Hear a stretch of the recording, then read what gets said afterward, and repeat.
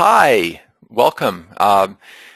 This is the third in the series of webinars I've been doing on prophecy and preparedness. Appreciate all of you who are joining me this evening. I asked Lieutenant Colonel Brodsky, a former CIA agent, to be on this webinar with me because he has some insights on some of the things that we're going to be talking about.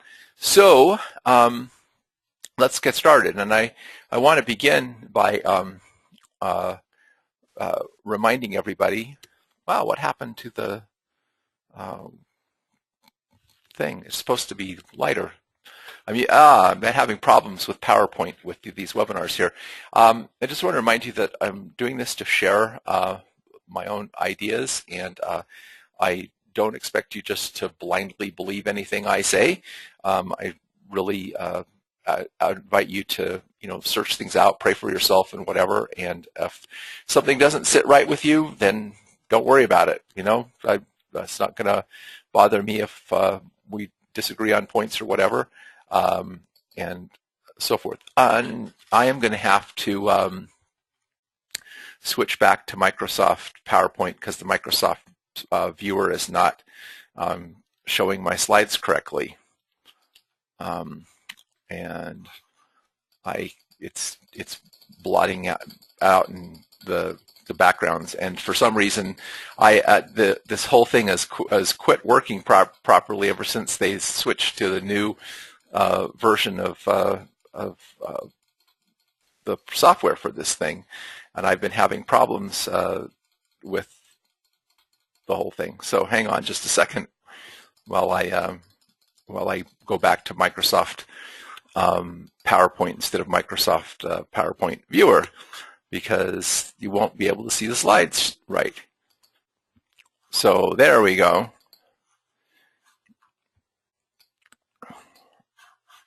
And I have to move the little windows off to the side of the screen. Okay, so anyway, like I said, don't be offended if anything. So I want to go back to what I started with this whole program with, is when I was 15 and I had a daytime vision of the power grid collapsing, and I saw there was no orthodox medical care. They didn't have any electricity to run their machines. They didn't have any petrochemical drugs.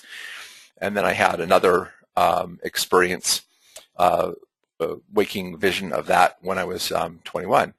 Now, when you have something like that happen to you at 15, it kind of warps you as a person. And so right off the bat, it was kind of like me looking at most of the things that people pursuing in our society would one day be worthless. And so it kind of made me not very materialistic, because if, someday, I worked for all this materialistic stuff and then suddenly there was no power, it didn't work, and we were thrown back into something else, I thought, what's the point of chasing all this stuff? And so in my late teens, when other kids were probably out like going after cars and everything, I'm out in the mountains learning edible and medicinal plants and studying outdoor survival skills, and then in my early 20s reading the Mother Earth News and doing all this stuff. So I think it gave me a different perspective on the whole culture in which we live right from the time I was in my teens. So what I'm going to share with you about my view about Mystery Babylon kind of came out of my willingness to see things differently than most people see them. And so Babylon the Great is talked about in the book of Revelation, and it talks about this empire, and it calls them Mystery Babylon the Great, the mother of harlots and abominations of the earth. And it also talks about beasts that cause everybody on the earth to worship them and enslave people who don't worship or serve them. And the imagery of a lot of this goes back to this celestial imagery that we talked about in the last webinar, if you didn't see it. And also, if you view the material by David Talbot about the configuration of what happened in the heavens and the whole mythology and types and symbolism that created that affected all of the world's religions, then the imagery becomes less mystical and more you start to understand it's delving back into a really ancient tradition, but John the Revelator is basically interpreting this image in the light of his vision of future and current world events. So in the book of Revelation, it describes the characteristics of this empire. First, it sits on many waters, implying that it's rather global in scope, because it wouldn't just be one small land if it sits on many waters. This empire has made the inhabitants of the earth drunk with the wine of her fornication, which is an interesting expression. So it isn't just the one country or one people. It's made the inhabitants of the earth in general drunk with this wine, which is kind of, I think, symbolic of something, has committed fornication with all the kings or rulers of the earth. So again, that implies this is a global empire in scope. That basically is the phrase that we would say today is in bed with all of the rulers. We talk about lobbyists being in bed with the politicians, so I think that's sort of the same as committing fornication with them. Her merchants were the great men of the earth. So in other words, saying that the great men of the earth are her business people, and they were made rich through the abundance of her delicacies, or all of the merchandise that was created. And then there's this big long list of merchandise that in other words, they buy and sell everything, but it ends the list with, and slaves and the souls of men. So they also traded in slavery and in the souls of human beings. It also says when this empire falls that her judgments were just because she deceived all nations by her sorceries. And it says that when she was slain, that it was just also because in her were found the blood of the prophet saints. And interestingly enough, all that were slain upon the earth. Now that's an interesting phrase. All that were slain upon the earth. In other words, all the people who were murdered were murdered because of this empire. So this is one of the interesting things that people talk about in Revelation for years. And I've been hearing this stuff for decades about the computer chip they're going to put in our hand and our forehead, and this is all based on this passage. And he causeth all, both small and great, rich and poor, bond and free, to receive a mark in their right hand or in their foreheads, and that no man might buy or sell save he had the mark or the name of the beast or the number of his name. Now, years ago, back when I was 18, I read an article that indicated that Romans branded their slaves on the back of their hand or their forehead with the owner's name, which I think is interesting with the symbolism of this. But I don't think that this is a computer chip, because if you also read in the book of Revelation, there are these phrases that talk about the servants of God being sealed in their foreheads or having the name of the Father written in their foreheads. So it seems unlikely to me that God is going to come down and put his computer chip in our forehead. And so I really do think this is symbolic of something more than it is a literal thing. And to kind of understand the symbolism in this, I'm going to go back to the teachings of Jesus, some things that I think a lot of people today don't really look closely at. Lay not up for yourselves treasures upon earth, where moth and rust doth corrupt, and where thieves break through and steal. But lay up for yourselves treasures in heaven, where neither moth nor rust doth corrupt. Boy, that's a tongue twister. And where thieves do not break through and steal. For where your treasure is, there will your heart be also. The light of the body is the eye. If therefore thine eye be single, thy whole body shall be full of light. But if thy eye be evil, thy whole body shall be full of darkness. If therefore the light that is in thee be darkness, how great is that darkness? No man can serve two masters, for either he will hate the one or love the other, or else he will hold to the one and despise the other. Ye cannot serve God and, it's interesting, he doesn't say the devil, he says, and Mammon. Now, it's interesting to me that he doesn't say the light of the body is the eyes. He says the light of the body is the eye. Well, there is a mystical tradition that in the world, that we have a third eye, the eye of our consciousness, the eye in our forehead, which the forehead is the home of our higher brain functions, our higher reasoning. So to me, having an eye single to the glory of God means that our mind, our thoughts, our being is centered on the glory of God. And as I understand, the glory of God is that He wants to save and bless and lift His children, the mankind, which I can go into a little later if we need to. But there's this dichotomy here that's placed, that either we have an eye single to the glory of God, which to me is sort of like saying the Father's name is written on our foreheads, or that God is in the forefront of our consciousness, that we put God in mind, that God is first in our life, that God is the center of our life. Or the other option is that Mammon becomes the center of our life. Or in other words, money and material possessions and material wealth and material power. So that suggests to me that having the beast's name in the forehead also suggests that our consciousness and the hand being symbolic of our actions, our thoughts and our actions are basically serving Mammon, or serving the world and the worldly things. So like I said here, Jesus didn't say that your eyes be single, but your eye. And I'm thinking that this means the eye of consciousness. In other words, is our consciousness directed towards God, or is it directed towards pursuing of the things of the world? And like I said, doesn't say God and the devil. He says you can't serve God and Mammon is the world of wealth, riches, and worldly possessions. So do we serve God, or do we serve money and things? Where is our focus? What is the primary center of our eye? And to kind of further elaborate this interpretation of this thing, and upon her forehead, this is talking about Babylon the Great, was written, Mystery Babylon the Great, the mother of harlots and the abomination of the earth.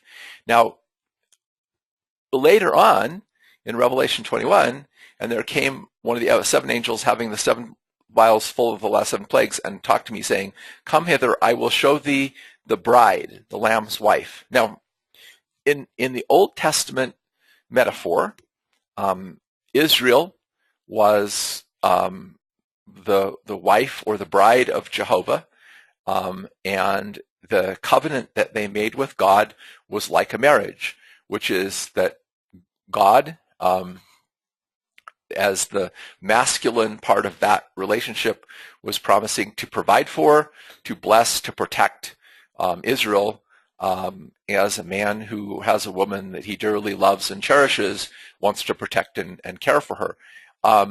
And that metaphor continues in the New Testament with Jesus and the church or the believers in Christ being like his bride.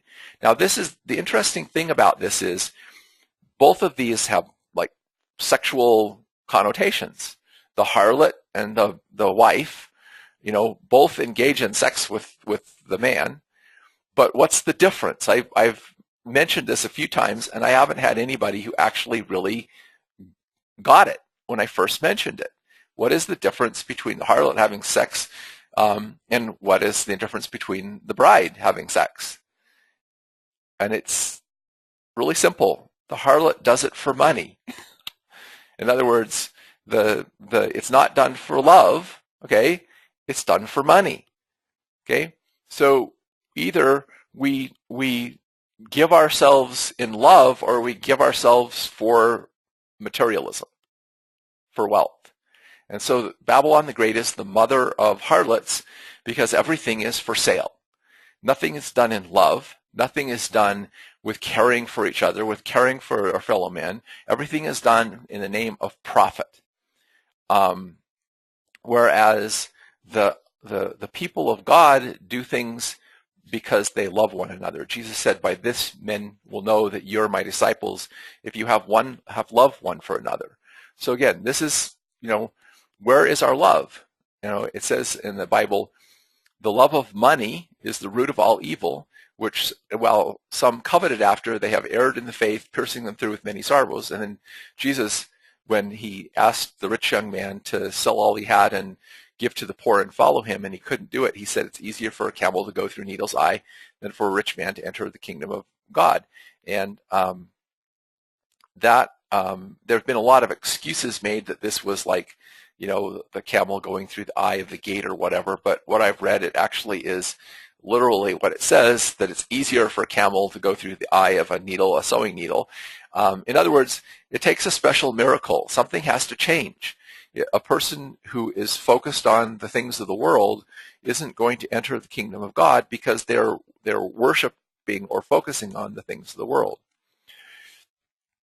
So it doesn't mean that money itself is evil, okay? Because there's also this passage in the New Testament that says, if therefore you have not been faithful in the unrighteous mammon, who will commit to trust the true riches?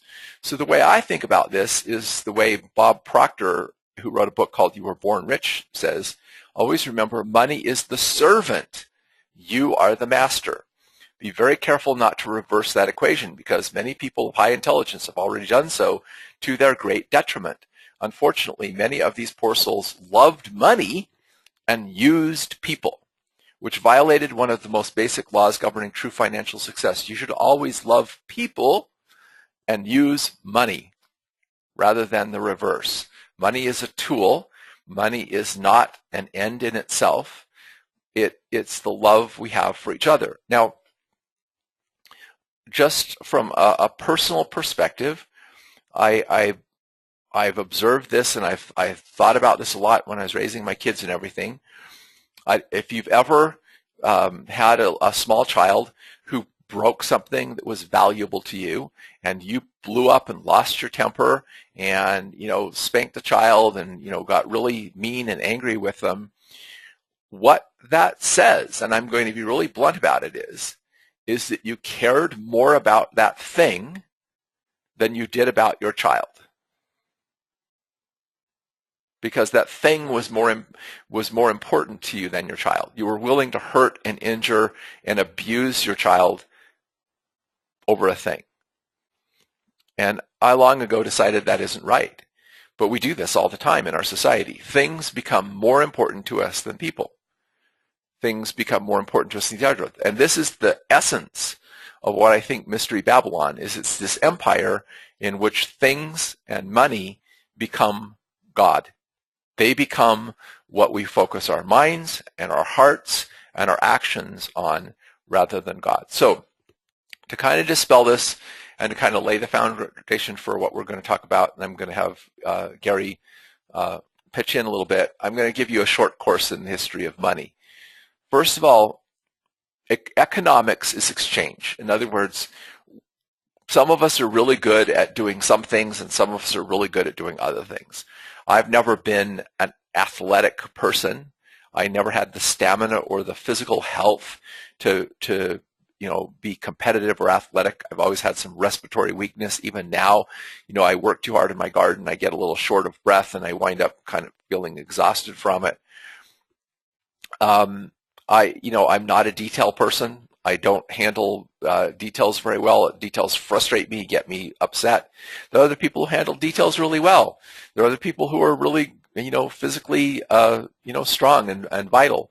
I happen to have talents of being a good teacher and a good writer and that sort of thing. So we use our talents and we use our abilities to bless each other, and we exchange. We don't all have to do everything. We can benefit because I can produce some things well, you can produce some things well, and we can exchange. But direct barter is limited because let's say you have something I want, but I don't have what you want. So the direct barter limits our transactions. So that's where money comes in. Money is nothing more than a medium of exchange, A medium means a go-between facilitating exchange. So what happens is money is something that we all have agreed to take in lieu of value so that we can then turn around and, in other words, money represents the value of the things that we want, and therefore we are able to trade the money. We're able to trade money, get money for giving our services to other people, and then we can take that money and trade it for services we want from other people. In the course of trade, in the history of the world, precious metals became the primary standard of a medium of exchange, although all cultures did not use gold and silver. The Incas actually used chocolate beans as a medium of exchange, which is really nice because I like chocolate. But the thing about using a commodity like cocoa beans as a medium of exchange is they can spoil, whereas gold and silver are very durable. They last a long thing, and they're very pretty and shiny, and so people sort of basically kind of settled on them as a major medium of exchange. But in any medium of exchange, you have to have honest exchange because you have to be able to measure how much you're getting for how much you're giving.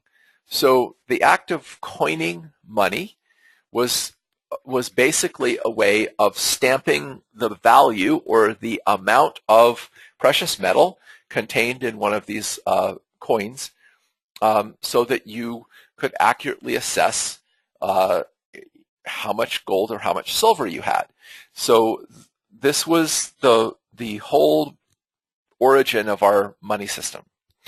So one of the things that happened early on, this happened anciently, this goes way back probably to the kingdom of Babylon. As far as I can tell, this sort of thing originated in Babylon.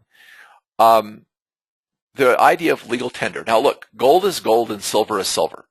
So if you have two different countries or two different banking systems, and one, just for using a modern terminology, makes gold coins that are 1 ounce in weight, and the other one makes gold coins that are ½ ounce in weight, you can still trade those coins across borders, one country to another, because gold is still gold. And all I have to do is calculate the difference in the weight of your coin and the weight in my coin to figure out what the price will be. But what happened is rulers invented something called legal tender, which says you can only in my country officially trade using coins that have my image on them. So we put Caesar's image on the coin, and so therefore they become the official coin of the Roman Empire because they become the official legal tender. So this was done to create an artificial control over the medium of exchange. And then different countries came up with different names for the basic unit of measurement that they would use for their coins. So you have francs and pounds and dollars, and dollar came from thaler, which we'll learn in a minute. But all of these were just descriptions of like the difference between a pound and a kilogram. Okay, some countries use the metric system and you have kilograms, and we are still using the rather archaic system of pounds and ounces. But nonetheless, you can still figure out if you've got a pound of a certain amount of things, how many kilograms that is, because they're both units of weight and there's a conversion. Okay, the same thing's true of money. The money had a conversion and so forth. But this is the first step. It divorced the idea that the gold or silver itself was what was valuable to the idea it was the coin that was valuable. And then this allowed the rulers to debase metals. So the old king dies, or the the ruling class gets in a little bit of trouble, so they decide they can recall all of the old coins. They can melt them down and recast them with the new emperor, the new king's image on them. But in the process of doing that, they can make them just a little bit smaller, or they can add in some other cheaper metals to them to what's called debase the coins. So basically they can pocket the extra gold for themselves and then give the people back a coin that has the same name on it, okay? Still a franc, it's still a dollar, whatever, but it doesn't have as much precious metal in it. And this is kind of the origin of the corruption in the money supply. And then it goes further, because then, people wanted a secure place to store their money, have all these gold coins lying around your house for people to steal. So what they would do is they would go and deposit these coins into some kind of bank or vault where they could be kept safe and guarded. And the bank then would charge a fee for warehousing your gold or silver, and then issue you a bank note as a receipt. And the bank note was basically exactly that. It was a receipt. And the note says who will pay what to whom and when. So you deposited $20 worth of gold in the bank.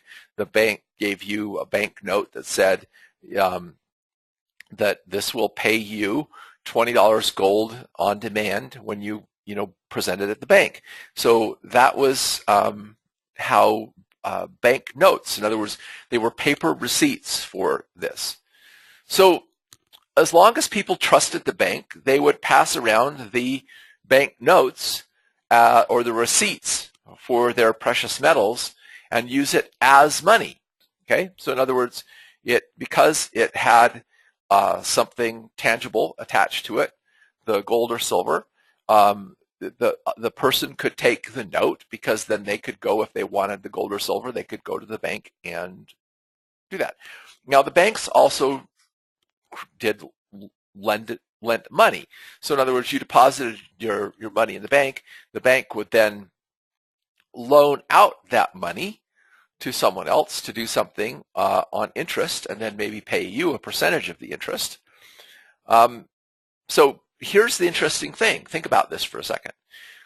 The moment the bank didn't actually necessarily lend out the gold, they issued bank notes to the people who took out the loan. Now stop and think about that for a second. Now there is the bank note that you own for having deposited your gold into the bank, and now there are the bank notes owned by the person who borrowed a loan from the bank. So now there are two bank notes representing the same dollar's worth of gold in the bank. So banks then learned that they could leverage this to their benefit. So they could loan out many times more value of banknotes than they actually had gold to cover. And so as long as people had trust in the bank, they would pass these notes around as money. But as soon as people lost faith in the bank, then they'd make a run on the bank and demand their gold and silver, and obviously the bank had out more notes than they had gold or silver to deposit, and the bank would fail, and then people would lose their money. So a dollar is a unit of measurement in weight. It's 1/20th of an ounce of a certain grade of precious metals, either gold or silver, and it was based on a popular coin in Europe called the thaler, which was apparently a very honest coin. So Congress, acting under its constitutionally delegated authority, adopted the standard of the thaler and called it the dollar. So when you use the word dollar, you're talking about a measurement of weight. So I'm going to make you an offer you can refuse, okay? I'm going to issue you a note payable on demand for 50 quarts if you give me $50. Care to make that bargain? Are you interested? How about a note for 50 pounds in exchange for $50? I'll give you 50 pounds if you give me $50. Would that interest you? Well, of course not, because the question you have is quarts of what or pounds of what? I mean, that would be a really good deal if I'm giving you quarts of something that's really valuable. But if I'm giving you quarts of water, then that's a really bad deal. Although it seems like we've managed to sell water for more than $1 a quart now. And then, 50 pounds. I mean, are we talking about 50 pounds of mud, or are we talking about 50 pounds of meat? The unit of measurement is nothing in and of itself without saying what it's measuring. So Federal Reserve notes say this note, okay, a note is basically a receipt, is legal tender for all debts public and private. In other words, okay, this promise of payment, a note is a promise of payment, a legal tender is a legal offer of payment, so this promise of payment is a legal offer that you're going to pay for all debts. Well, that's really kind of double talk. There's no value in this note. It's not redeemable for anything, so it's not truly a note. It's just a piece of paper. And so what happened is, over time, they basically, figured out that people would gladly just pass around the receipts with nothing to back them and call that money. And so we go from people exchanging goods to people exchanging gold and silver as a medium of exchange, to people being forced to use a legal tender currency, to people trading banknotes that were backed by gold or silver, to people trading banknotes that are backed by nothing. And so basically, money is nothing. Now, it's interesting that the U.S. Constitution grants the right to the government to coin money and regulate the value thereof. What that meant is, in order to keep the money supply honest, government had the right to run the mints where people could bring their gold and silver, that they went out and worked and mined and found through their labor and their sweat, and then the government would assay it and stamp it into coins with a predetermined value, which made it easy for them to go then trade the gold and silver that they'd worked for things that they wanted and put it into circulation. And the Constitution also forbids any state to make anything but gold or silver coin legal tender in the payment of debts. In other words, okay, now what that means is that, let's say that you and I did have a barter, and I said, I will, give you 50 bushels of wheat in exchange for a couple of your sheep. And you give me the sheep, and then I don't give you the wheat. Well, because I don't have the wheat. So you take me to court, and I say, I don't have the wheat. Well, the court has to force me to make payment, and there has to be some kind of legal tender that the court can say, you'll accept this in lieu of the wheat. And what it's saying is, no state can make anything except gold or silver coin. In other words, they can't force you to accept anything but gold or silver coin in exchange for a payment of debt, for obfuscation. What this means, though, is we have no legal currency in this country. Our entire economic system is based on fraud and is unconstitutional. In fact, people have very weird illusions about money. Money is this whole thing that people they don't understand it, and when you start to understand it, you realize what a scheme the whole thing is. See, people don't get it. Money is not value. If right now the Federal Reserve were to issue $1 million in Federal Reserve notes to every man, woman, and child in the United States, would that make us all rich? Gary, are you there? Yes, Stephen, I am. Would that make us all rich? No, it wouldn't. Okay, and why not? Because the more they print it up, the less value it has. To get one point across, things don't go up in price as everybody thinks. The dollar goes down in value. Exactly. So your home doesn't increase in value. The money used to buy it decreases in value, because money is the medium of exchange. So all the goods and services being produced in the country by the labor of people are counterbalanced by the amount of medium of exchange in circulation. So if there is more medium of exchange in circulation, then in order to balance that scale, the price of everything goes up. So everybody says he has $1 million in cash. They go out and buy a whole bunch of stuff. The shelves are empty. Now people have to start producing things, and they're going to produce them at a higher cost, and the price of everything is going to skyrocket to equal the amount of money in circulation.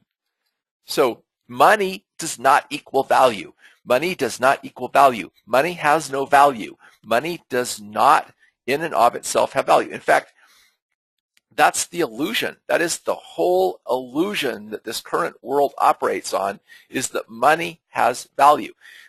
Basically, it's just pull out a dollar bill and look at it. It's a piece of frickin' paper, okay, with stuff printed on it, with all kinds of weird symbols and notes and everything printed on it. And worse, that's at best what the money is. At worst, it's just numbers in a computer, right? We're just trading numbers in a computer. Now, gold and silver does have some actual value, but really think about it. Gold and silver was just a convenient way of trading for wealth. Gold and silver actually has very limited value. It is true silver is really big in electronics, which has forced the price of silver up. But the fact is, you can't eat silver, you can't wear silver, you can't, build a house out of silver or gold. None of that stuff actually meets basic human needs. It's just a medium of exchanging what really does have value. Our home has value. Land has value. Food has value. Clothes have value.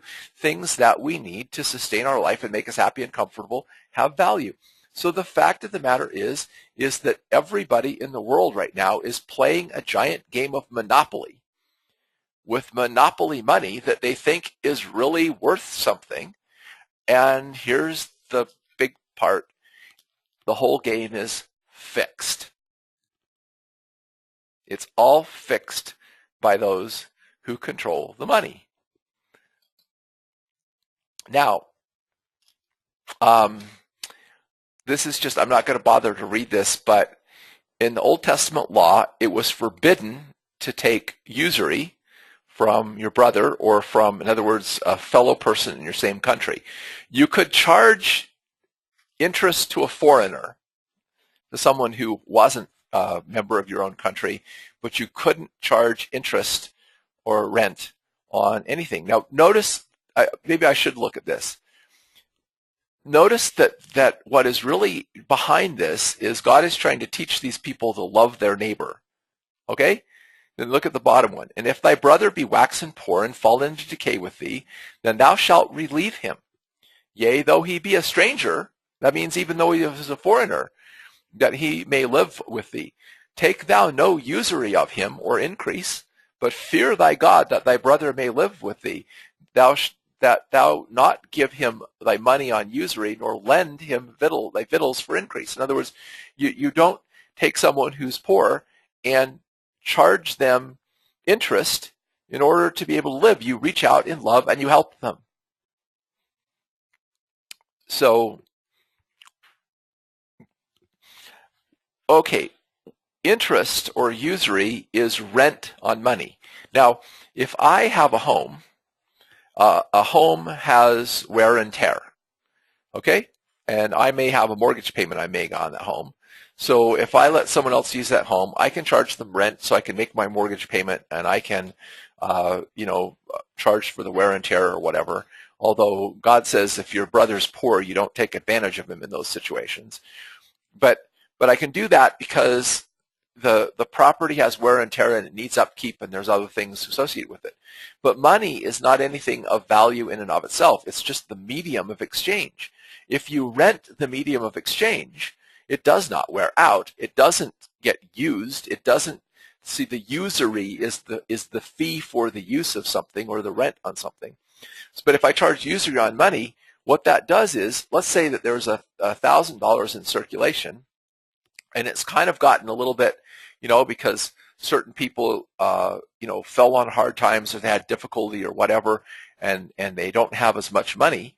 Well, if the people who do have money lend that money with interest to that person to bail it out, that person has to go and create real wealth in exchange for that money. But they have to create more real wealth because they also have to make enough wealth to pay back the money that the other person has. And what happens is, over time, all the wealth migrates towards the rich. And the rich get richer and the poor get poorer. All because of charging usury or rent on money. So, Gary, who controls the game? Who's in control of the Monopoly game? Basically, 13 families who consider themselves the royal bloodline. They can trace their roots back to ancient Samaria. They've created a committee of 300, which basically runs the entire world. And they run it through money, right? Oh, absolutely. The whole idea is put fake money in existence. You'll build real stuff like technology, and they'll just devalue the money and take it from you. They are not very nice. Yeah. So here's the thing. When this country gave over the constitutional right of the government to coin the money and regulate the value of, and created the Federal Reserve, which is not a government-owned bank, it's a privately owned bank, and all of the world's banks are pretty much privately owned by these basically wealthy families. They create the medium of exchange. Now think about this. How'd you like to be able to create the medium of exchange? Now, obviously when people went out and they mined for gold or silver, they were creating something that people were using as a medium of exchange, but they were having to work for it, right? They had to go prospect for it. They had to mine it. People had to dig it out of the ground. It had to be smelted. There had to be labor involved to put that into circulation. But what if you could just print your monopoly money and put it in circulation, and that's all you have to do to get stuff? And then you've managed to convince or brainwash people that this paper that you're printing out has real value, and you can trade it for whatever you want. But you don't have to create value to do it, other than the cost of the paper and ink, which isn't that much. But that would be bad enough, except for here's where it gets worse. They don't just put it in circulation. They loan it into circulation.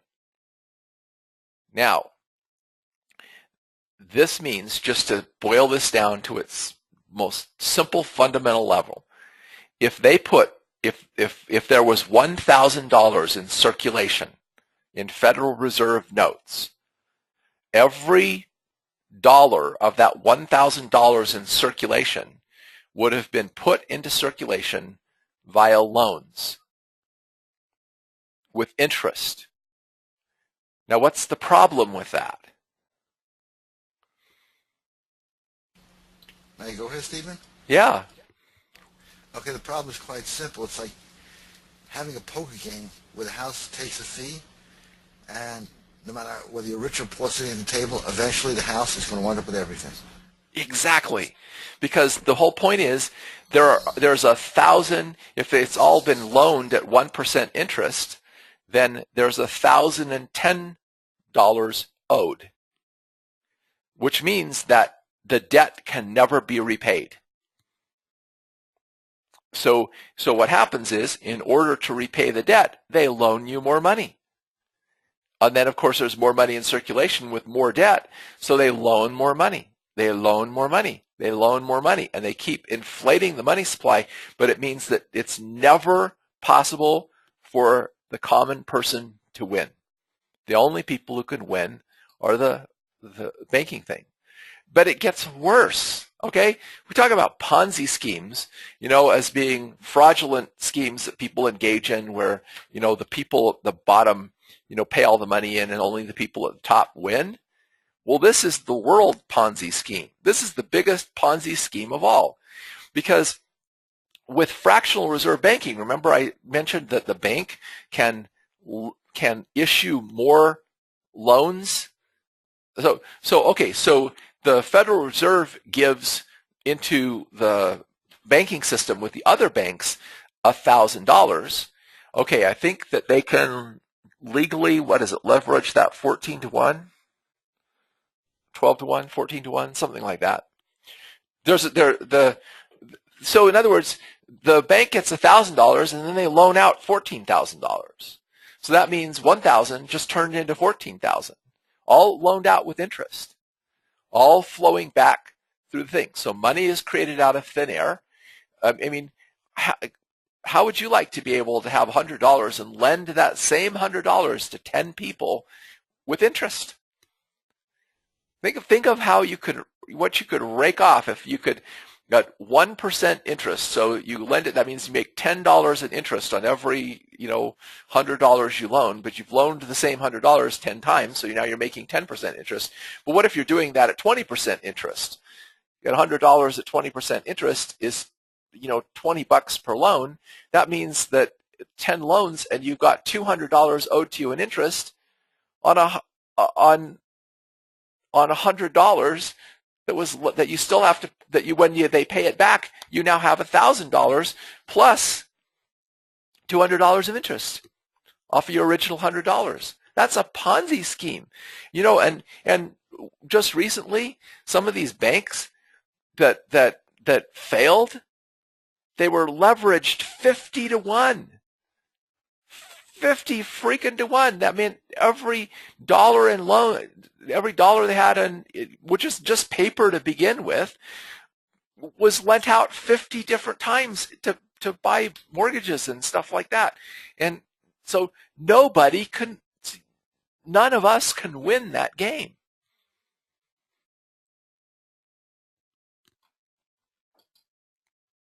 This is something called debt slavery. Do you care to comment on that one, Gary? Well, I was hoping you'd get to that. That's exactly what the goal has been since 1913, actually before that, when debt slavery got implemented. And you're talking about loaning. Well, banks loan money back and forth to each other to keep building their assets. It's like if I lend you $100, you can now give me $1,000, then I can lend you $1,000 back, you can give me $10,000. We just keep building our assets up like that. But debt slavery is definitely a very big form of slavery, because even indentured servants didn't know as much as the average person in America or across the world today. Yeah. So the International Monetary Fund uses debt slavery to crush other nations into abject poverty and slavery. And of course, they're doing it in this country too, but you can really see this in what happens in third world countries. The International Monetary Fund will go into some poor country and they'll say, okay, we'll lend you money so you can build some new airports, build you some power plants, we'll build you some of these modern technologies, etc. And they get the governments to basically borrow this money. Well, when they borrow the money, what's interesting is that it isn't the local people who build the power plants. It isn't the local people who build the airports. The money doesn't go to pay wages into the economy of the country. Western corporations are brought in to do the work, which means the money flows back into the wealthy Western countries. It never goes into the economy of that country, but then that country has to pay back the loans. When they start to choke in debt, then the International Monetary Fund and the bankers come in and say, oh, that's okay. We'll make you sell your oil or your cotton or whatever, or we'll set up, manufacturing plants and we'll pay your people, pittance of nothing in order to get things, and you just work with us. And what it does is it drives the nation and the people into abject poverty. Once that happens, within 10 to 20 years, a huge amount of the people are worse off than ever, and only a few small percentage reap the cream of the crop. And then, to make matters worse, Gary, I'll let you comment on this.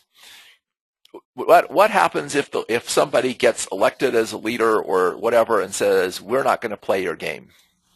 Oh, very simple. They kill them. Yeah. Well, first of all, they'll try to bribe them, right? Oh, They'll say, always. Yeah, in other words, if you play along with us, we'll be wealthy. You'll be wealthy. You'll take care of. We'll play your game. You play our game, whatever. But if they refuse, then, and who is the major person that kills them? Where's this, where does this killing them come from? Since we're a lieutenant colonel in the CIA. Well, actually, killing them is not just straight out murder. It's also what they consider human sacrifice. Believe it or not, they're into that. They're really out there. And in a lot of cases, they paid for whoever's going to be the leader to become the leader.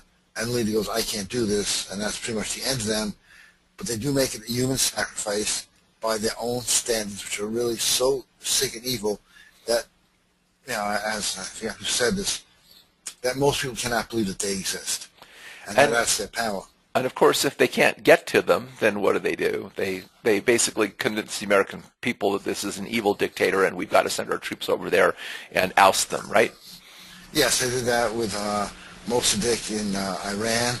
They just made up stuff and put it in the paper about him, and his own people turned against him, and he actually was a very benevolent leader and believed in honesty and stuff like that. They send out what they call propagandists or financial hitmen, and they just blame the guy. Right. And so basically we have 800 military bases all over the world, and I don't think they're there to protect American security. I think they're protecting international corporate interests and so forth. Now, let's get to this little mark of the beast, okay? Remember, nobody can buy or sell, say that they have the mark or the name of the beast or the number of his name. So, Gary, tell us about the corporate you. Well, everybody is considered a corporation. If you notice on your driver's license, your birth certificate, it's all in capital letters, which means you're just a little sub-corporation that they created the day you were born, the birth certificate as well, and you are treated as a corporation. First of all, this is not the United States of America anymore. It's a United Corporation of America, and everybody is a corporate entity, which is why they call them human resources, not people. Even the word capital punishment, why do they call it capital punishment? I wanted to just call it the death sentence because they are extinguishing capital, and to them you are worth some form of capital because you can produce stuff they can then later take. And you are your own representative of your own corporation, and it's just so sick and so insidious, but that's why you'll see your name in all caps. When you don't write your name in all caps, but people don't see it and they don't want to see it, and that's their power, just in one small area. In other words, they've created a way to completely circumvent the idea of our republic and our constitutional government that was set up in the United States of America by basically a corporation is a entity of the state. So basically, they get us to quote unquote volunteer into their system of slavery with our birth certificate and our social security card and all that kind of stuff to become a corporate entity in their worldwide system. And corporations are creations of the state and have no natural rights. Absolutely correct. In fact, it's not even comical. It's just ridiculous that everybody actually is a corporation and therefore can be put out of business anytime they want. And that people don't want to realize this. They think it's typo that your driver's license is all caps and your rights are all gone. When the United States became a corporation, it wasn't originally. Everybody in it became a corporation because that's what basically I think 13 to 14 families just wanted it that way. And that's all it took. Yeah. So when you have this now, so here, think about this.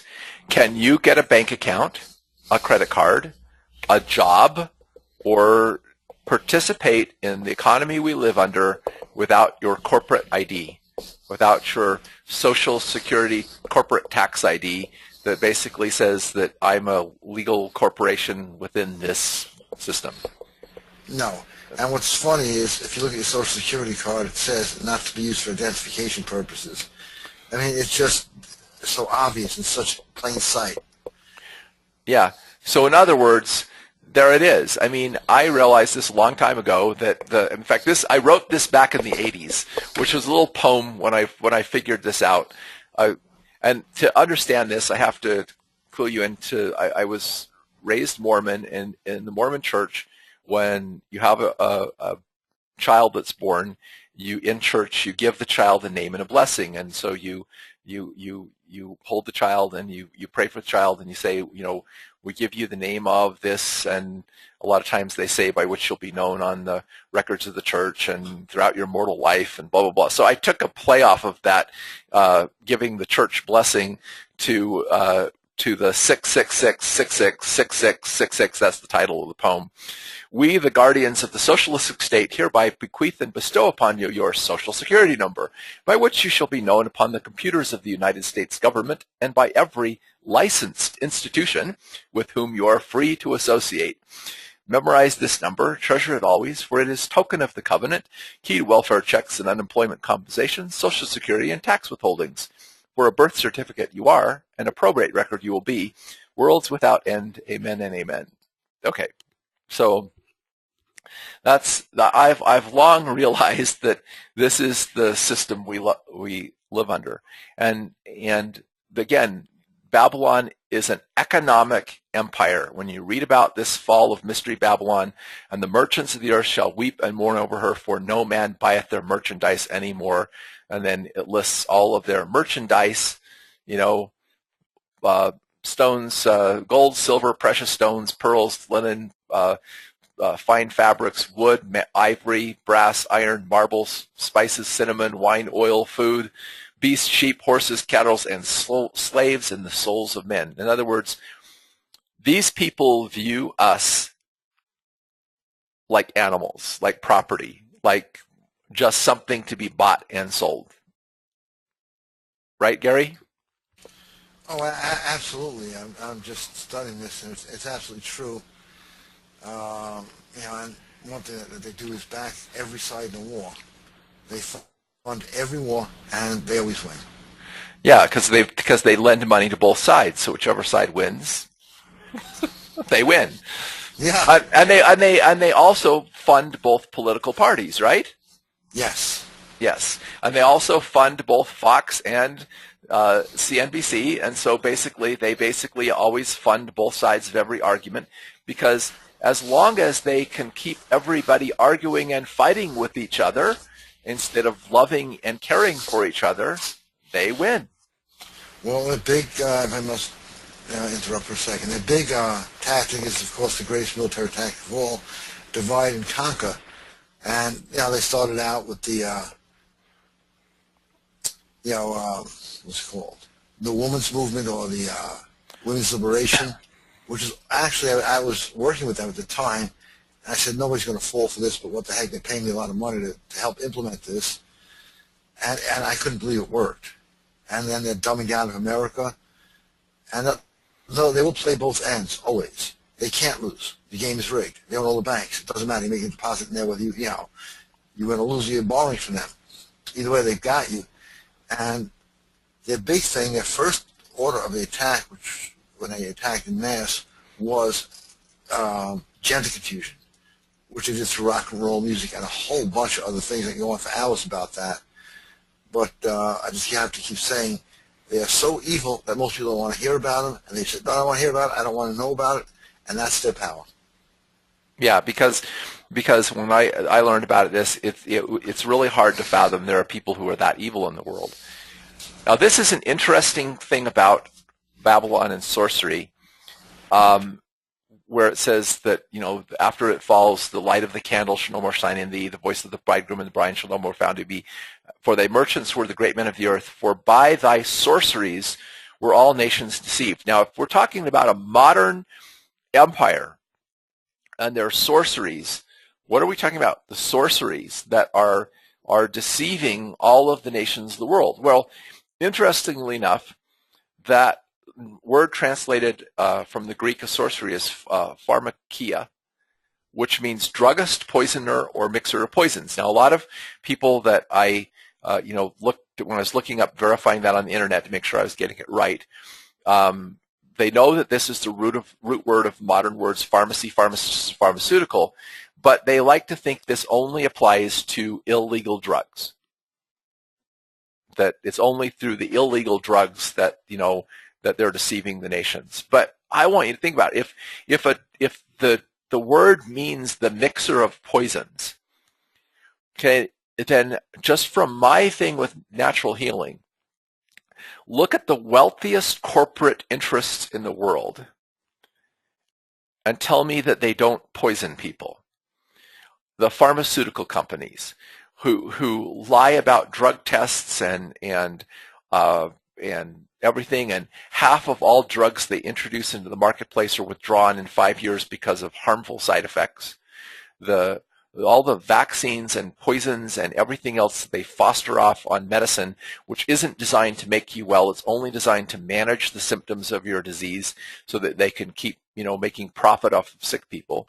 Look at all the petrochemicals that we have in our environment that are poisoning and polluting the world out of the oil companies and everything. And then the lovely, evil Monsanto that just managed to get a bill passed in allowing them free reign in throwing out GMO seeds. And they have this new gene called Terminator gene that they can actually make all the seeds that grow on the plant, the next generation plant, sterile.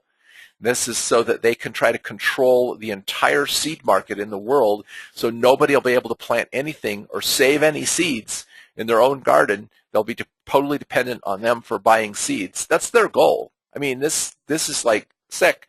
And then also all the herbicides, pesticides, which a lot of these chemicals were originally created in in Germany for biological warfare to kill people, and then they figured out they could sell them as pesticides on crops to kill insects and so forth. I mean, and then the big food industry with chemical additives and all this stuff that dyes and lying about, again, greasing, bribing FDA officials. The FDA basically comes from the pharmaceutical and food industries and basically ensures that they don't have any real cooperation. So the question is, are we being deceived by sorcery?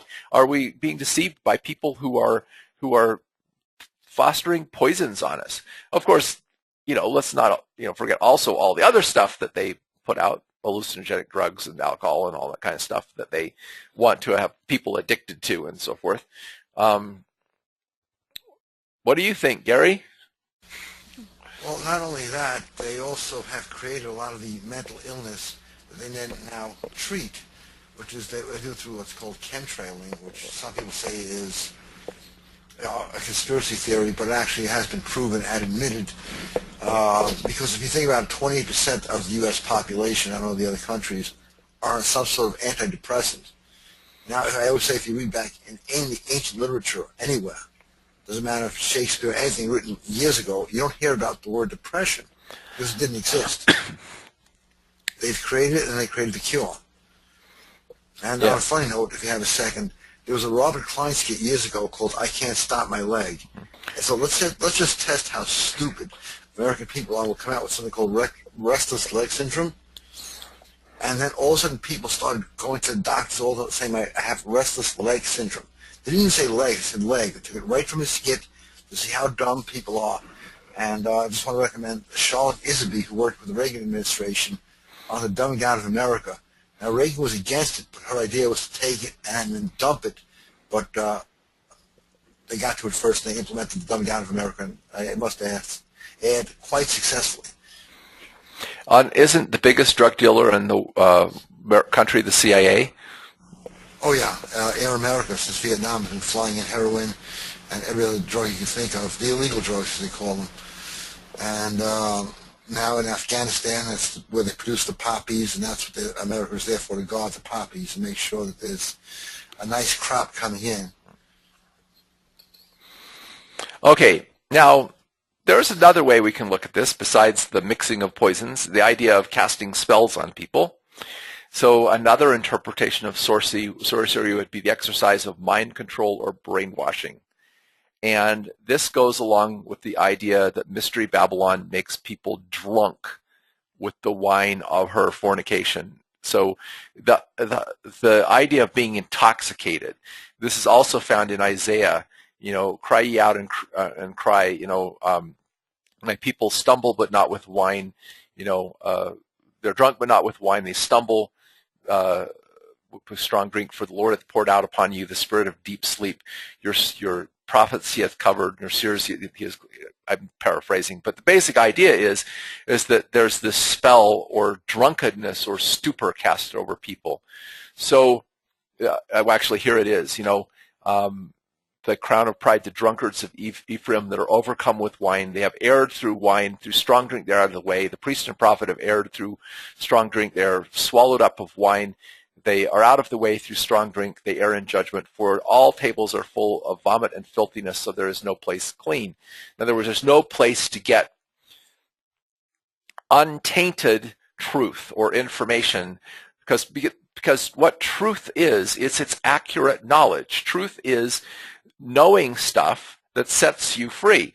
If I have truth about how to raise my own healthy food, or how to take care of my body so that I keep myself healthy, if I have knowledge about how to do skills that benefit society and earn an honest living, if I know truth, I am freed by that truth. But if I'm fed a bunch of lies and falsehood, then I'm going to stumble, I'm going to err, I'm going to not be able to think clearly or process things clearly because I won't be able to see clearly. So there's a disinformation campaign that's a major part of Babylon. So I'll let you comment on this, Gary, because this is a big one. And you've been smack dab in the middle of it, which was the main reason I wanted you on tonight. Okay, well, TV for them was the greatest invention in mind control that they've ever seen. And all TV is owned, and all the movies and magazines are owned by 5 corporations that they control. So whether it's Fox News or something else, it's always there to divide and conquer. And I'm just going to go, not following any order. Every comedian today that's working or is going to collect any paycheck has to throw in atheism or the stupidity of religion in the act, or they don't work. Their main attack is against, believe it or not, Christianity. And if you look at anything today, any show, anything, they mock religion. And people tend to emulate what they see on television or in the movies. And that is their biggest, TV to them was their greatest discovery. Yeah, and so you also, you told me, infiltrated the entertainment industry, and they started using music and everything way back when to start changing social values, right? Engineering social change. Yes, the musicians themselves did not know this. But what they did, and this is at the Tavistock Institute, is figure out, a lot of rock songs, most of them, not all of them, I'm not going to go song by song, have a very negative message. Since somebody left me, I don't want to live. If you listen to the lyrics, and I even did this with Stephen, a lot of the old lyrics have a lot of the Hindu gods in there, and they had the part with all these angels, and they just kept all coming out with songs that had similar lyrics. The whole idea is that 25 years after listening to a rock song, it can go off in your head at any moment, which means it's playing a negative message in the back of your head throughout your entire life.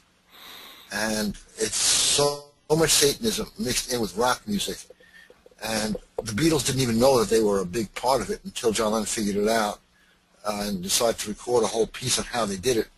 Because he was the smart one, and of course they shoot him. Very simple way to get rid of your problems. But yeah, that's why rock songs are always playing in the back of your head. Never classical music, or never, always, all of a sudden out of nowhere, boom, a song goes off in your head. Well, guess what? That's been playing in your head most of your life, just in the background. They've done extensive studies and they use this in advertising as well as in media and everything about how to influence social change and how the brain works. And so really they're engaged in kind of experiments in mass mind control or brainwashing, literally trying to control the mass of public opinion through, manipulating events and so forth. Like one of the things that you pointed out is one of the chief, the chief doctrine of the Church of Satan is do as thou wilt, right? Oh yeah, do as thou wilt shall be the whole of the law. Yeah, so that is found in a lot of this music. You know, do your own thing, do what you want to do, etc. is a common theme. And also when we talk about love songs in this genre, if you look at it, it's never about love. It's about, you know, you left me, you cheated on me, it's a negative view of love. It's not really about love. It's about loss of love and betrayal and so forth. So this is all part of this mass brainwashing. And I didn't have a chance to find it, but I had started to write a poem back in the 80s about the TV as the altar of Babylon, the altar of worship in modern society. And the reason why is Spirit once told me many years ago that, well, most people think of worship as just adoring or praising. Worship is something that goes beyond that. We seek to emulate what we worship. If you go and look at some of David Talbot's stuff of the about the configuration of the planets anciently and worshiping the planetary gods, you'll find out why kings wear crowns, why the Egyptians had these funny-looking hats, why warriors paint lines on their faces. It all was imitating the quote-unquote behavior of the planets. In other words, worship is to seek to be like. If we worship God, then we seek to live godly lives, to emulate the life of Jesus, the teachings of Jesus, and so forth. So think about it. Teenagers, they worship their favorite rock star or their favorite idol, and it's an appropriate term, idol, and imitate their dress, imitate their talk, imitate whatever we set our hearts on. We literally a desire. We literally start to become like. So when do people imitate what they see on TV? Of course. TV, as like we said, used. I mean, what was the thing that we talked about that all of a sudden that if you go back into the 50s, Gary, you see the Leave It to Beaver family and that kind of thing, and then suddenly all the families portrayed on TV are dysfunctional. Yes, especially the men being completely incompetent and inept. But I just mention this because the rock music attack, although extremely effective, did cause a camaraderie among people who heard the same songs. And so this isn't good, but they always have step 2 planned, which is why they came out with the iPod. So somebody else is on one wavelength or somebody else is on the other wavelength, and that would really divide people. So okay. It was all really a big setup for that. So basically, going back to the whole idea of Babylonian worship, this is in Isaiah, and it says here in the latter part of this thing, thou hast forsaken thy people, the house of Jacob, because they be replenished from the east, and are soothsayers like the Philistines, and please themselves in the children of strangers. Their land is full of silver and gold, neither is there any end of their treasures. Their land is also full of horses, neither is there any end of their chariots. Their land is also full of idols. They worship the work of their own hands, that which their own fingers made. And there is a form of poetry in Hebrew called the chiasm, and there is a thing called parallelism. So basically in this, their land is full of silver and gold. There's no end to their treasures. Silver and gold basically are their treasures. Okay, their land is full of horses. Their chariots and their horses are the same thing. In other words, the land is full of chariots. When I would say we have a land full of chariots that are horses. But the one that's interesting, their land is full of idols. They worship the work of their own hands. In other words, they set their hearts upon the things which they themselves have made. And that goes back to do we worship God or Mammon? So what do we seek after? Are we looking for money, riches, wealth, fame, praise, recognition, power, privilege, position, gratification of our senses, gourmet food, sexual gratification? These are the idols that Babylon brainwashes us to worship. That's what I think. to set our hearts upon material possessions, to want to be famous, to want to have power, to want to gratify our senses. Everything to keep us distracted from God. And I hesitate to get too much into this, but Gary, I'll let you comment on the MK Ultra. Well, MK Ultra was one of three. There was MK Ultra, MK Delta, and MK Naomi, all major and totally funded brainwashing divisions of well, CIA was only part of it. Every group was involved in that. And MK Ultra was based on trauma-based mind control. MK Naomi was based on reward-based trauma control. And MK Delta was based on role-playing mind control. And they all had successful things. They could take anybody and turn them into anything. If you're a pacifist, they can make you a killer. If you're a killer, they can turn you into a pacifist. And all by basically, I went through some of the MK Ultra experiments, and where they would create a tremendous amount of fear, and you'd watch a movie, and just by being terrorized in that state, years later, I can remember every line for every movie I ever did on an MK Ultra experiment, and I was just working with them, so I was just a minor test, nothing compared to the real horrors that they do to people. I mean, I don't want to talk about it, as you said, it's just too horrible. Again, it's that truth that's spoken about that people just don't want to hear it. It's just too horrible for people to even comprehend and digest. I don't know if that's a good or bad thing. But, if you look at all the Mouseketeers from the Mickey Mouse show, they were all part of the MK Ultra mind control thing, which is why they are basically servants to what we call New World Order, because they were mind controlled as kids. I don't even think they have much soul in them. If you meet a lot of the celebrities, not all, a lot of them today, and you talk to them, and you don't really see them on too many talk shows because they're totally vacant without the mind control signals or trigger words. So they cannot actually even have a conversation. That's all about idols. They have absolutely no soul, or whatever soul has been totally repressed. But they get on stage and perform amazingly, and or after stage, you don't know where they are, who they are, and that's MK Ultra mind control. Or also called this a Monarch program, which is owned by England. And you got people betting on these people, and it's just horrible.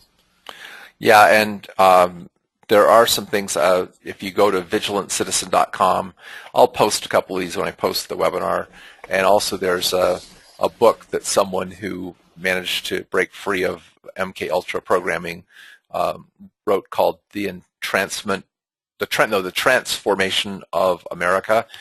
Trance as in being in a trance, but all this suggests that literally by sorcery all the nations are deceived. That in a sense, pretty much most of us are kind of drunk, in the sense that it's hard to find truth. Everything in the news and the media is so distorted and polluted, and they're funding both sides of every argument. So most of the arguments that you see on TV aren't rational discussions. They're just hurling insults at each other and inflaming people to anger, which isn't discussing things in a rational way and so forth. The law of the harvest is one of the things I totally 100% believe in as an absolute truth. And Revelation talks about this, and it says, if any man have an ear, let him hear. He that leadeth into captivity shall go into captivity. He that killeth with the sword must be killed with the sword. Here is the patience and the faith of the saints. And that's what my patience and faith is that my eternal soul is not dependent on what these people do. It's dependent on what I do, what I sow, and what they sow they'll reap, and what I sow I reap. But Babylon has to fall because it will reap what it sows. And so that's what Book of Revelation, that's one of the main things that it talks about, is that this empire of Babylon is going to fall. And he cried mightily with a strong voice, saying, Babylon the great is fallen, and is become the habitation of devils, and the hold of every foul spirit, and a cage of every unclean and hateful bird. For all nations have drunk the wine of the wrath of her fornication, and the kings of the earth have committed fornication with her, and the merchants of the earth are waxed rich through the abundance of her delicacies. And I heard another voice from heaven saying, Come out of her, my people, that ye be not partakers of her sins, that ye receive not of her plagues. And that's kind of what I want to talk about. And I also want to point out, it says, very interesting, her plagues come in one day. And it goes down and say there, in 1 hour is thy judgment come. In other words, when this thing topples, then that's what I saw when I was young, is once it topples, it'll go down fast. It will go down so fast that it'll make your head spin. And this is more, and I'll just let you read this yourself, but it basically says, the merchants of the earth stand afar off, watching her fall and go, it's all come to naught. It's all fallen, and so forth. And it says, thus with violence shall great city Babylon be thrown down, and so forth. And you can read that. So how do we flee Babylon? Here's the question. When I first started to realize this, how do we escape this? Because right now, the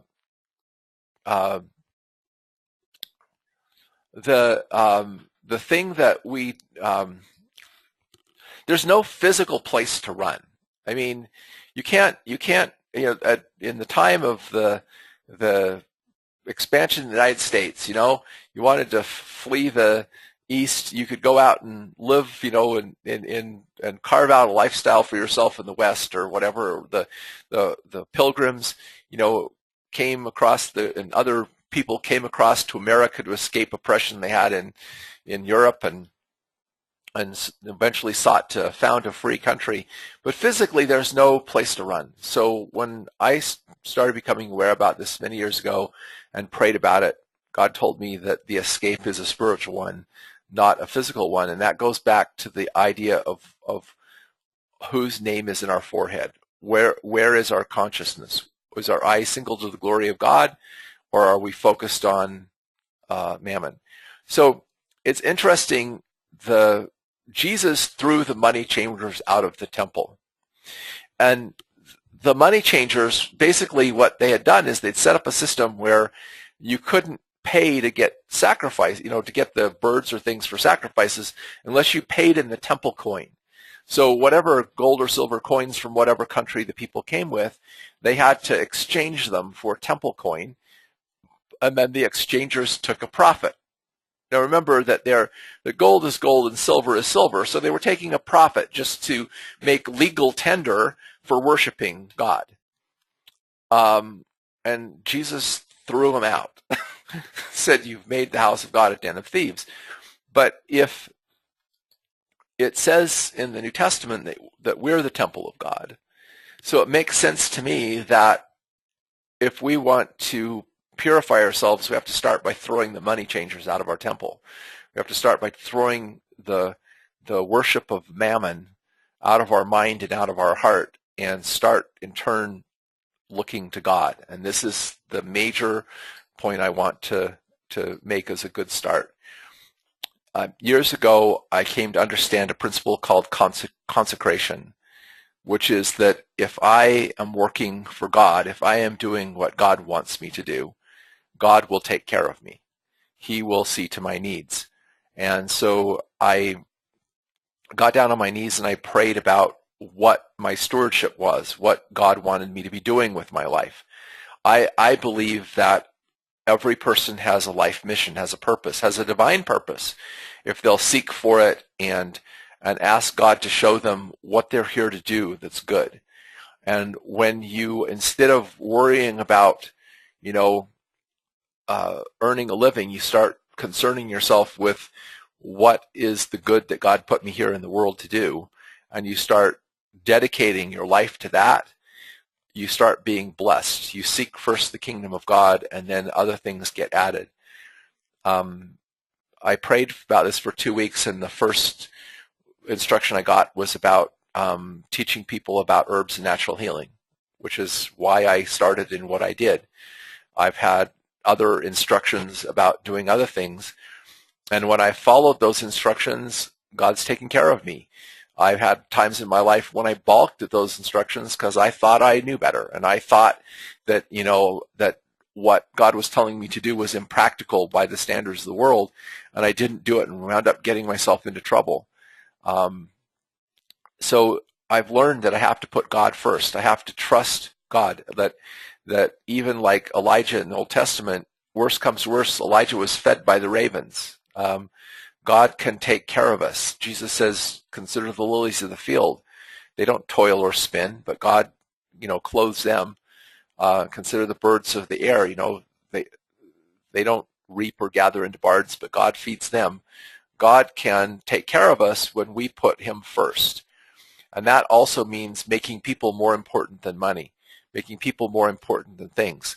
Things and money are tools, and we use those tools to take care of ourselves and to bless the lives of others around us instead of setting our hearts upon them as ends in and of ourselves. And you can do this when you start practicing gratitude and contentment. I can tell you right now that Americans are brainwashed to think they need more and more and more stuff to be happy. And that's a lie. You don't, once you have food, clothing, and shelter and some basic things, happiness primarily comes from being engaged in doing fulfilling things, which are serving the world and making the world a better place. So most of us aren't starving. I mean, I know there are people in the world who are starving, but most people in America still at least have a roof over our heads, and we have food and clothing. So if we start being grateful for what God has already blessed us with and being thankful for it, and stop always wishing we had more and wishing things were different, but being grateful. Gratitude is one of the greatest things, because I read once that gratitude is the multiplier. That Jesus multiplied the loaves and fishes when he gave thanks to God for them. He made them more than they were. And I believe that when we give thanks to God for all the blessings in our life, that we then are multiplied. And I've never been wealthy, and I'm not wealthy, but I like myself, and I'm content with myself, and I'm happy, and I can look myself in the mirror and like who I see. And those are really wonderful blessings. But also at the same time, even though I'm not wealthy, God always seems to give me a way to pay my bills and, give me the things I need even during some of the most difficult times. And also having an attitude of self-sufficiency. That is, if once I realized that the system or the world that I lived in, I would not be able to depend on, and I realized that in my teens, I began thinking differently and thinking outside the box about what really matters in life and what's really important in life. And that's made a lot of difference in my life. And so I think that the escape from the beast is only one thing. It's to turn to God. In fact, one time when I was considering being a tax protester and trying to figure out a way to do that sort of thing, God said, no, if you do that, you'll just be fighting them all the time, and they'll wear you down, and you won't be able to do what I want you to do. Just remember that when the tax collector came to Jesus, he told him to go get a fish, and they'd find a coin, and they could give it to the tax collector. I can always bless you with enough money to pay the taxes, to render to Caesar what is Caesar's, if you just do my will. And that was my answer, and that's the approach that I've taken, is because I have concluded that the system, again, in praying about all this, when I started to become aware of it, I was like praying, what do I do about it? And God said, you can't overthrow the system now. I'm going to overthrow it. What you need to do is help people be prepared for what's going to happen when I overthrow it.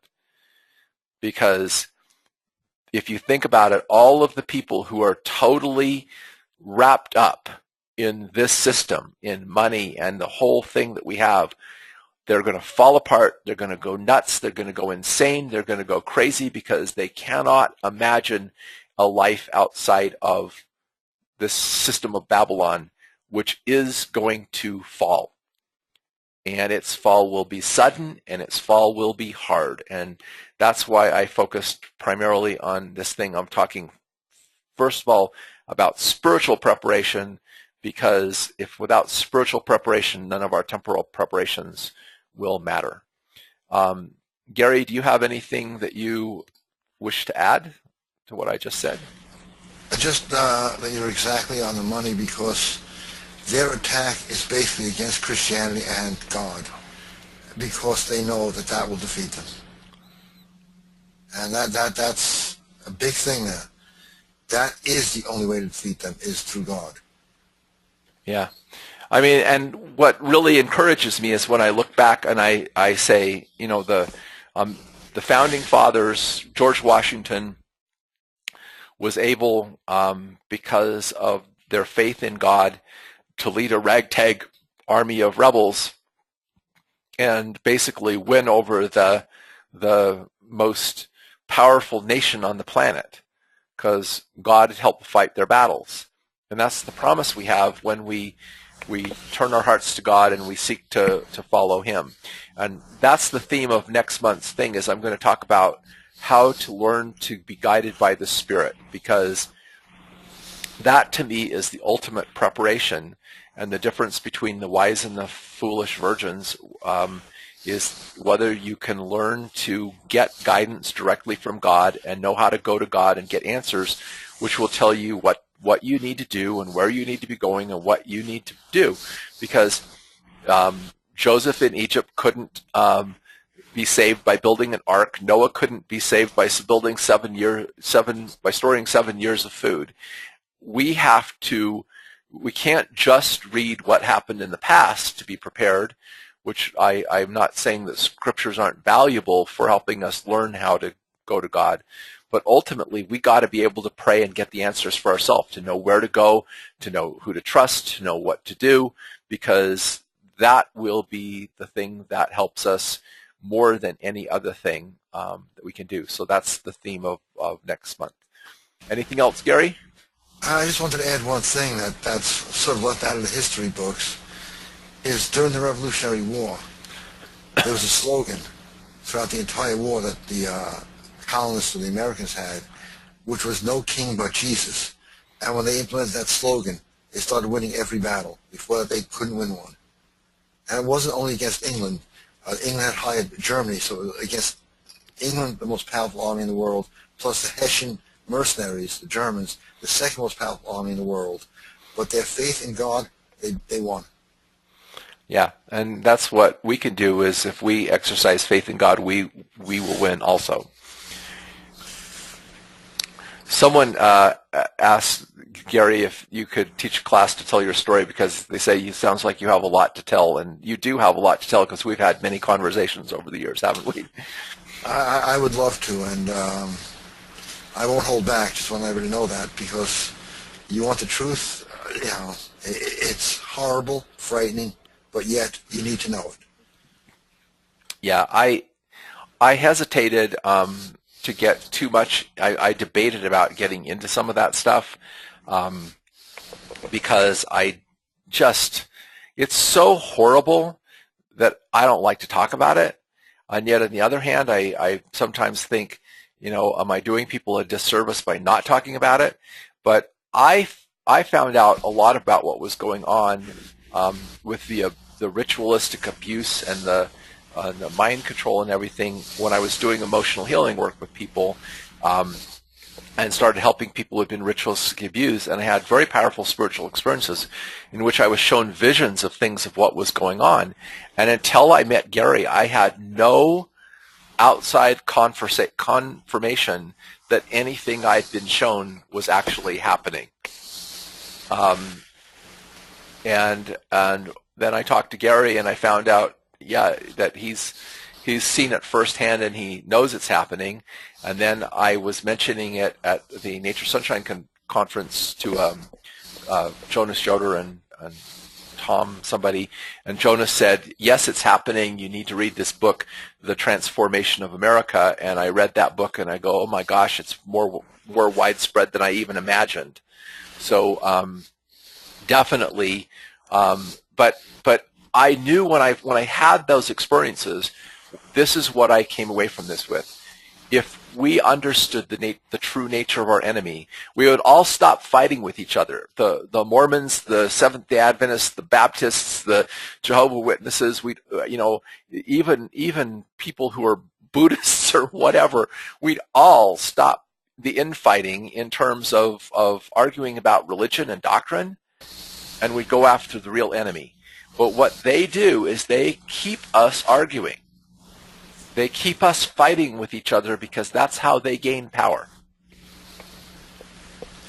That is absolutely 100% on the money. Okay. Well, I'll tell you what. If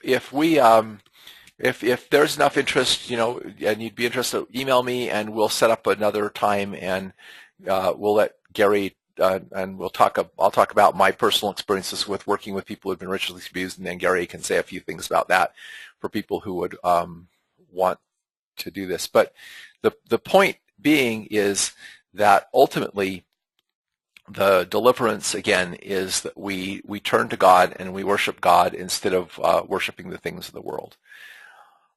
Okay. Just reply to the emails that I send out for when I have the post. Thanks, everybody. And Gary, I know you have something else that you need to go, and so thank you for the privilege of being here, Stephen. Yeah, thank you, and good night, everyone. Thank you for joining us and letting me share this message, and hope you'll visit next month when we talk about learning to follow the Spirit. Okay, and good night.